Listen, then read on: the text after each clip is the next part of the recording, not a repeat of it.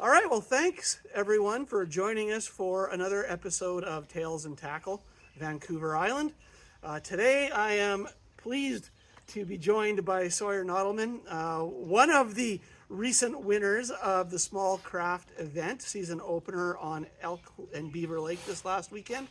Sawyer was tied with our last interviewee, Freddie Landman, for the big bag.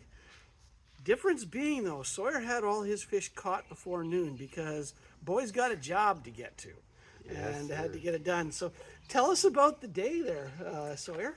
Yeah, so I wasn't actually going to fish the tournament, funny enough. I skipped the boater series, the first one, and I wanted to fish a tournament, but work kept getting in the way, and I knew if I fished it, I could only fish for, till noon maybe. I wasn't going to. The girlfriend was like, you know what, do it. And I was like, okay. That's a good girlfriend. Yeah, right? I couldn't complain. I was like, you're telling me to go fishing? You know what? I'm not going to say no. So, excellent. Don't let that one get away. Yeah, right? So, I decided first I was going to go to Beaver. That was kind of my initial thought, as Beaver is the home lake there. And, you can flip all day and catch fish. Especially at this time of year before it completely gets gummed up. Oh yeah, absolutely. Right now it's just, it can be a blast anyways. But the night before I changed my mind a little bit because I was like, you know what? I only have limited time and I feel like everyone's going to go to Beaver. Yep. And the fish are eating. So to me, it was almost if you throw a bait in front, you're going to get a fish. Yeah. Obviously there's some little tweaks you can do here and there, to make a difference. But I figured it's basically you make the right cast with the right-ish bait, you're going to get a fish. And I only had 3 hours. So I figured if everyone's doing the same thing, they have quite a, bit quite to choose more time. from, more pressure, Yeah, more time. and they got more time. So the odds, that was my thought to me, is the odds for everyone else was better because we all kind of had the same odds. Was my perspective of that. So I figured, let's take an oddball. Let's just do something completely different to maybe, 50-50. It'll work out, or I'll just catch absolutely nothing. And If you only invested a few hours anyway, you gotta go. You gotta go for broke when you've got limited time. Hey. That was my thought there. It's just I either do really well or it just doesn't work out at all. But I want to give a shout out to Catherine Pleasance. She finished third in the event behind Sawyer and Freddie. And I was talking with her after and during the event and stuff, and she had a very similar thought process. The Beaver was going to get hammered, has been hammered. Elk hasn't seen a lot of pressure, and to be honest, pound for pound, you're going to get more length out of a smallmouth than you are out of a largemouth anyway. Yeah, that was also my other thought. Funny enough, you mentioned that. I did see Catherine out there. I didn't speak with her. She was on the other side of Elk. But I did see a little boat over there, and I was like, oh, there's someone else doing the same. She had bagged by 8:15 in the morning. That's what I heard, yeah. Which is incredible.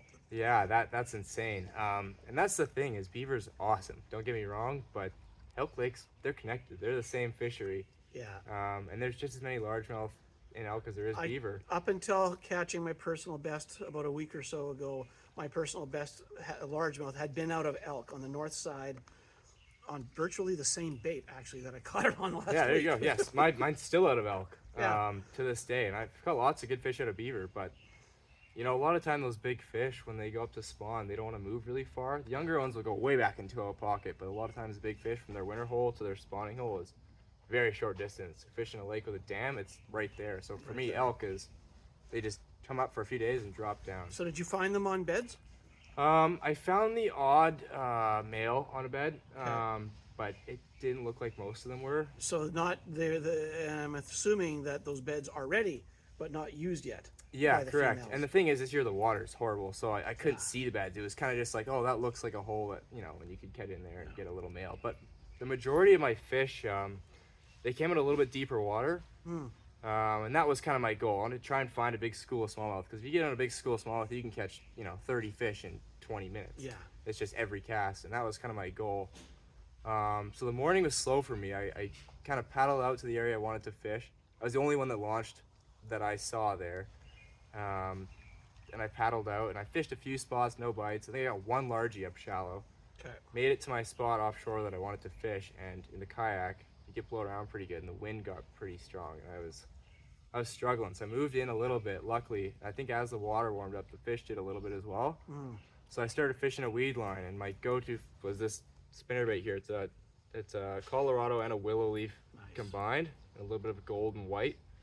And I was just slow rolling that, like just right above the weed edge, probably about 10 feet of water. And then after I got the first one, it was just every cast. And if I'm not mistaken, the weed edge in elk is pretty much between 14 and 16 feet. Once you hit that, there's no more weeds, pretty much. That's exactly it, yeah. And I was fishing from that range up to about 10 foot. Like, so I'd fish on the edge and then also right up above the start of the weeds. And it was just every cast all the way around the whole bank. Like, it didn't seem like a school. It was just that depth range. And was there, other than the weed edge, was there any structure involved, or just tracking the weed edge? No, it's just tracking the weed edge. And it's, I couldn't really see it per se, but with a spinnerbait, they're fairly weedless. So you can let it sink down. You'll start to feel it a little bit, and you just give it a little, little jerk. It'll pop out, keep going. And that was what got the majority of the fish. The thing is, though, is I was getting a lot of 18s. Like, I probably got, 15, 18-inch fish, which is awesome. Which is a hell of a good time. But I figured I needed a couple really long fish. So that's when I kind of went to try and target maybe 2 largemouth out of the shallower water. Better to do that than to break out the fish stretcher. Yeah, well, exactly. I got my bag of 18s, which was awesome, and then I decided to go throw something a little different. I threw this guy. I don't know if you guys can see that. Underspin paddle tail. Yeah, so it's a little open face underspin paddle tail. And I could throw that a little bit shallower. And that way, if the fish are a little more subtle, they'd still get hooked versus the spinnerbait. Like, they gotta smoke it. There's a lot of hardware to get in the mouth. Yeah, so I figured something a little more subtle that was still the same sort of bait fish profile. Maybe those bigger fish that would maybe not want to hit something like this, but hit this, and that worked out great. I got a few smallmouth. They're a little bit bigger, 18 and a half, 19 kind of range, which was awesome. But then right before I left, I wanted to try and do something a little different. So I picked up, my favorite, just the heavy jig. Jig, Arky style head. Oh yeah, like just a heavy jig, went real shallow, and I started punching like those mats and the stuff that you see in 2 feet of water. Just right up along the shore. That's just gross. Yeah, and in the last hour I pulled out that 7.2 and then a 6.1 as well. Those must have been on beds. I couldn't must have been see. Females on beds. Yeah, I have no idea because it was right in the mats. And the visibility the visibility in elk is terrible. Well, that's the other thing. It was cleaner. It was cleaner in Beaver by a long margin. And I think that's the first time I've ever seen that. I was quite surprised. But I pulled those 2 out, and then I had to head to work and hope my luck was good enough. Well, obviously it was. I mean, and I know, spoke with Freddie last night, and his big fish all came toward the end of the day. Yeah. One of them on his paddle back to the launch. Yeah. So I mean, that punched him into tied for first with you. Otherwise, it would have been you and then Catherine, and then Freddie brought out the hammer. Yeah. So beaver is an interesting animal. We were just talking about elk, and it's a bit slimy right now. Beaver is cleaner than normal. But let's talk about beaver itself. Beaver is a bit of an enigma to folks, figuring it out. This time of the year, maybe there's a bit more action in there because it's, even in regular years, it's relatively clean. The weeds haven't all emerged yet, and the slime hasn't built up. But talk to me about, kind of the seasonal changes in beaver. Yeah, absolutely. So Beaver's my home lake. I've fished that since I was a kid. Since you were this big. Yeah, walking around the shores, casting in there. So I've gotten used to it. And it's definitely, it can be tough if you're new to the lake, because you show up and it's basically just a giant bowl of weeds. Yeah. Like that's with a bit less weeds where the mower goes to. Yeah, exactly. That's it. You have some logs and you have the tiniest bit of rock in a couple areas, but for the majority, it's just pockets of weed. And the whole lake is fairly shallow. You get a couple holes or deeper, but it's just flat mud and weed. Yeah, it's like 10 foot deep forever. Yeah, so it's a tough one to find fish. And I find, I've learned over the years that in that lake, the littlest difference makes all the difference, because that's all they have. So early season, you can catch them on spinner baits, and you can catch them flipping, because since it's so flat, they move up pretty early. It's not a huge, there's no big transition. Yeah, there's nothing they got to transit. It's just basically moving up a couple of feet from 10 foot to 3 foot. Right. So if you get a sunny afternoon, really early March, you can get up there and entice a few to bite.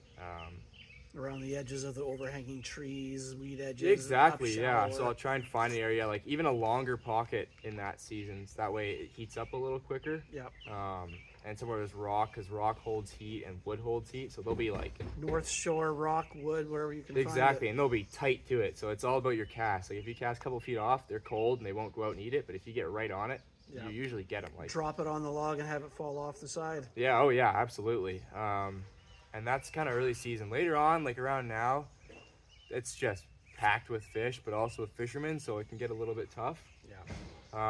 Yeah, you get all the boats in there. You get all the small boats in there that because it's a little less windy.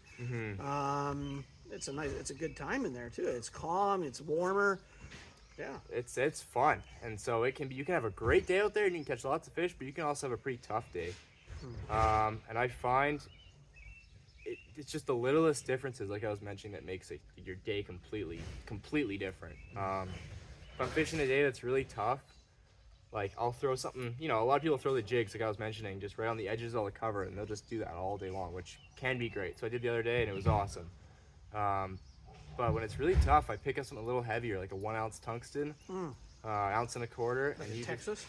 Yeah, and I'll just text it. And there's tungsten you can throw a skirt on as well. Yeah. So it's basically a jig, just heavier and a smaller profile.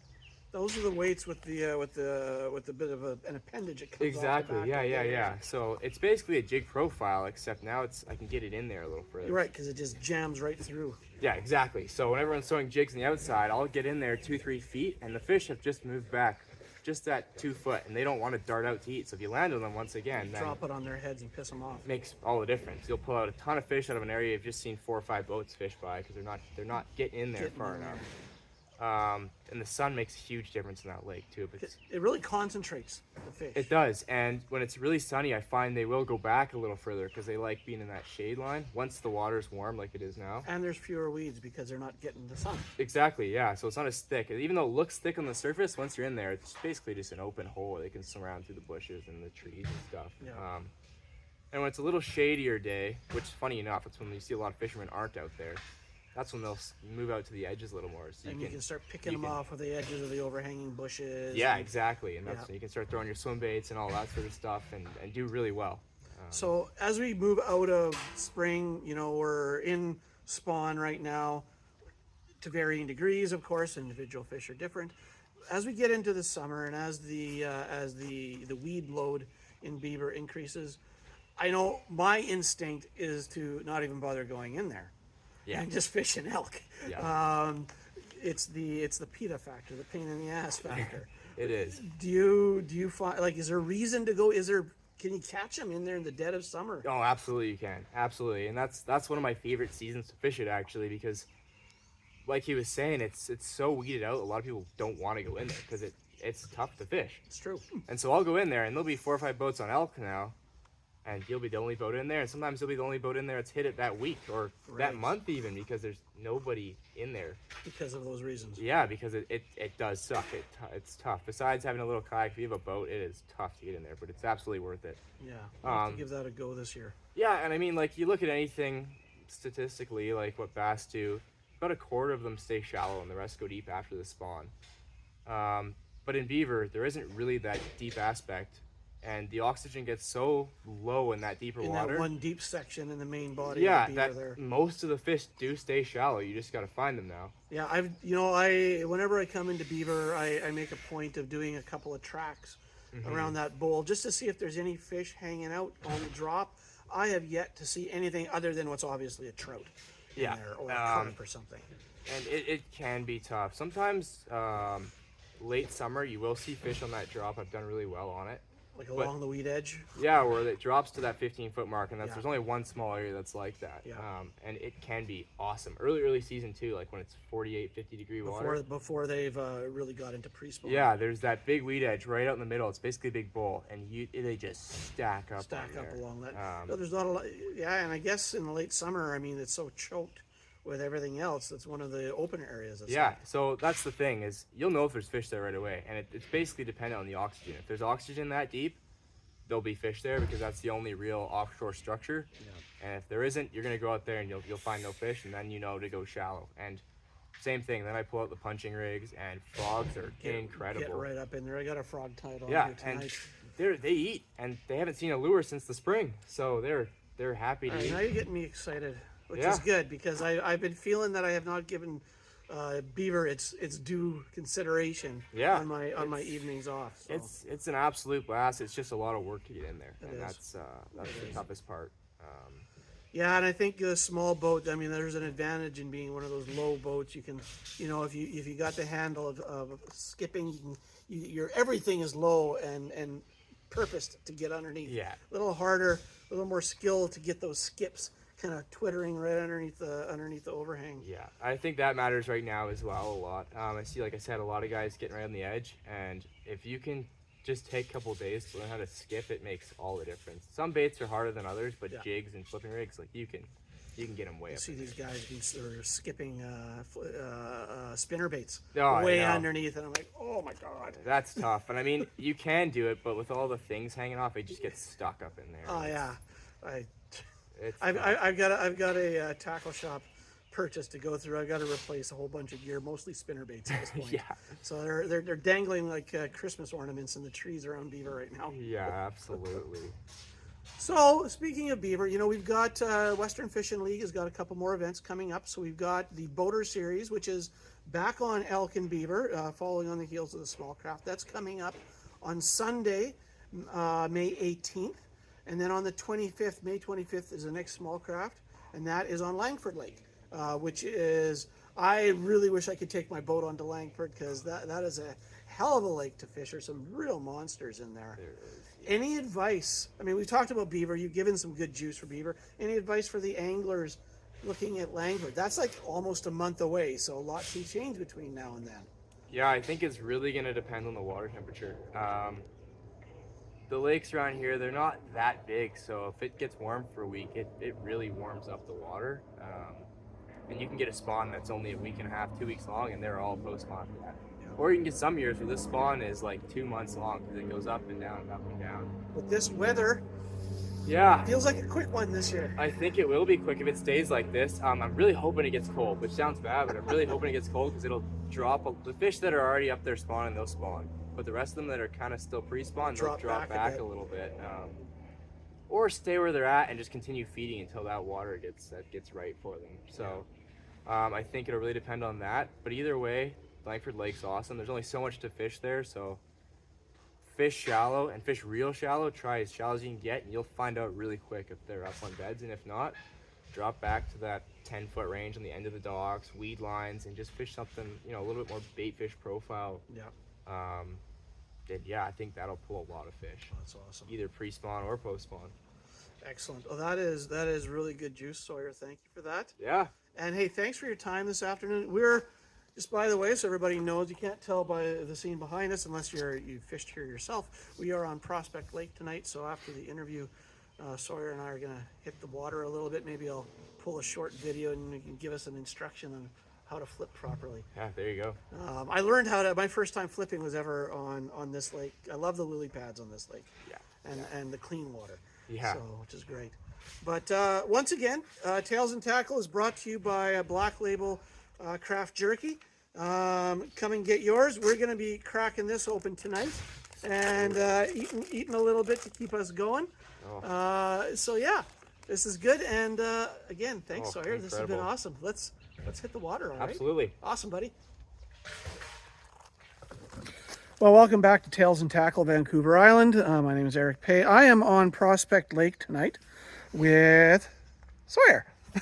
And he is going to be giving us a little on-the-water tutorial on flipping lily pads for largemouth bass. So, I'm going to flip. All right. Well, to start off, I'll show you guys the gear. So you're going to want something a little heavier. This is a medium heavy, which is kind of the lighter end of things, but I kind of prefer it when it's open stuff like this. I'm using 17-pound line. You can do 17 all the way up to 25 if it's mono or fluoro, or you can go straight braid. The clear water, I prefer the mono, just it stretches a little bit. The fish's not as visible as braid, and it's pretty. It doesn't fray that easily in the sticks and stuff, which I find is a huge help. And when you roll up to something like this, it's a lot of pads. It can be intimidating. You try and figure out where you cast, because you can cast, you know, within 100 holes in these pads in here, and that can take a lot of time. So when you're rolling up stuff like this, you want to try and make the most of it and then move on to something else.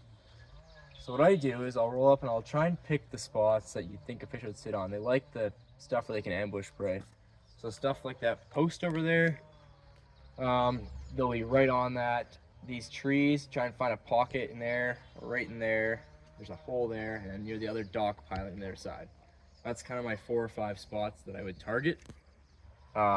Take 1 or 2 casts into each, maybe a few more if you feel like you're missing the hole you want to get into, and then move on. Give it a shot here. So you're just pitching and flipping. You're not overhead casting, you're just holding the bait in one hand, and it's really about thumb control with your other. And you're just gonna swing it, and you can really kind of dictate where it goes. You're gonna want it to make sure it hits bottom there. And once it's on bottom, you don't need to do much. You just need to just lift up a couple inches, let it drop, a couple more inches, let it drop. And that's kind of all we're going for here. And then I pull it right back and skip all the rest of the pads. I'll find another pocket. We go over by this dock. Let that one sink. Same thing. Lift up, let it drop. The key thing here is a bite's not going to be like a moving bait, right, where it smokes it. You're going to lift up, and it's either not going to lift up or it's going to start going the other direction. And that is going to be all you're feeling for a fish. Bite there. And it's really important you really, you know, dig the hook deep, because these things have heavy weed guards. So if you just try and reel towards it, it'll just come right out. And yeah, heavy weed guards, or your Texas rigged, and you got to push it through the plastic and all exactly. that.